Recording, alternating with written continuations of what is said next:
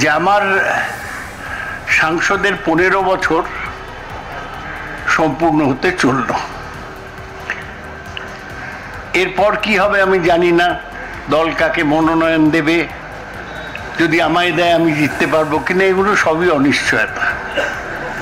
কিন্তু আমি সবসময় মনে করি যে আমরা যা করি সেটা যাতে মানুষ মনে রাখে। রবীন্দ্রনাথের ভাষায়, যখন পড়বে না মোর পায়ের চিহ্ন এই পথে, কে বলে গো সেই প্রভাতে নেই আমি, সকল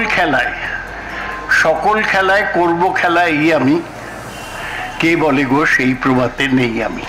তারার পানে চেয়ে চেয়ে নাইবা আমায় ডাকলে, যখন পড়বে না মোর পায়ের চিহ্ন এই পথে। সৌগত রায় যেহেতু 3 বছরের সাংসদ, উনি কাজ করেছেন, একটু ওনার এখন বয়সও হয়েছে এবং আমরা দেখতে পাচ্ছি যে এর আগেও নির্বাচনেও তুলনামূলকভাবে যে অ্যাক্টিভিটিস ওনার কিন্তু অনেকটা কমে গেছে।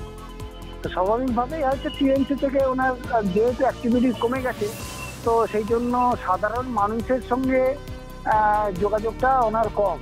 উনি দলীয় কার্যক্রমে আসেন, সেটা অংশগ্রহণ করেন, কিন্তু সমস্ত জায়গাতে সাধারণভাবে যেরকম এমপি হিসেবে তার অ্যাক্টিভিটিস থাকা উচিত অন্যান্য জায়গায় আমরা দেখি, সেভাবে কোনো অ্যাক্টিভিটিস কিন্তু সেভাবে নেই। এবং আজকেও একজন যেমন আমাকে বলছিলেন যে ওনার হয়তো পার্লামেন্টের মধ্যে ওনার বক্তব্য শোনা যায়, কিন্তু দমদমের জন্য উনি তার কি পরিকল্পনা বা কিছু, এগুলো কিন্তু আমরা খুব একটা জানতে পারি না।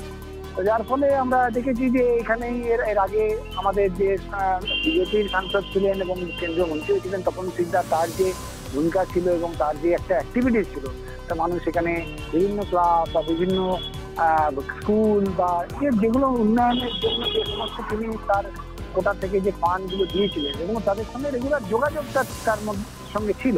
কিন্তু এইটা দেখছি মানে মূলত উনি বিধায়কদের মাধ্যমেই এই যোগাযোগটা করছেন, বিধায়করা ওইগুলো দেখাশোনা করেন না।